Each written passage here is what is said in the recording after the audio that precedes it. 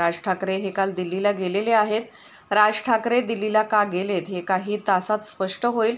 राज ठाकरे जो निर्णय घेतील तो हिंदुत्वाचा, महाराष्ट्राचा, पक्षाच्या हिताचा असेल। बाळा नांदगावकर आमचे ज्येष्ठ नेते आहेत, ते दिल्लीत गेले तर आम्हाला आनंद होईल। राज ठाकरे आम्हाला जो आदेश देतील त्यानुसार आम्ही काम करू। कधी यश आलं, अपयश आलं, पण खचून गेले नाहीत।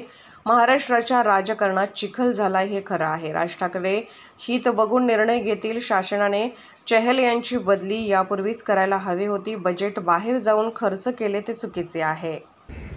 मी तेच तुम्हाला सांगितलं की साहेब दिल्लीला गेलेली गोष्ट खरी आहे। कशासाठी गेले आहेत, कोणाला भेटणार आहेत का, काय होणार आहे, मला असं वाटतं येणाऱ्या काही तासात स्पष्ट होईल। असं आहे, सन्माननीय राजसाहेब ठाकरे जो निर्णय घेतील आम्हाला संपूर्ण विश्वास आहे की तो महाराष्ट्राच्या हिताचा असेल।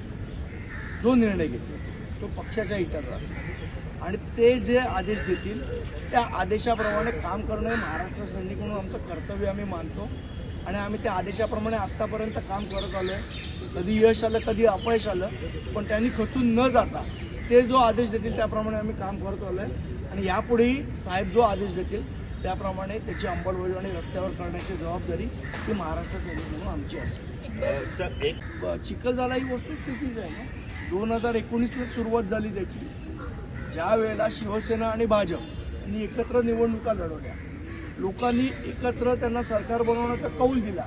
असं असताना शिवसेना जाऊन काँग्रेसच्या मांडीवर बसली, त्यामुळे चिखलाची सुरुवात ही तिकडनंच झाली। मुळात विषय असा आहे की महाराष्ट्राचं हित कशात आहे हे लक्षात ठेवून राजसाहेब निर्णय घेतील।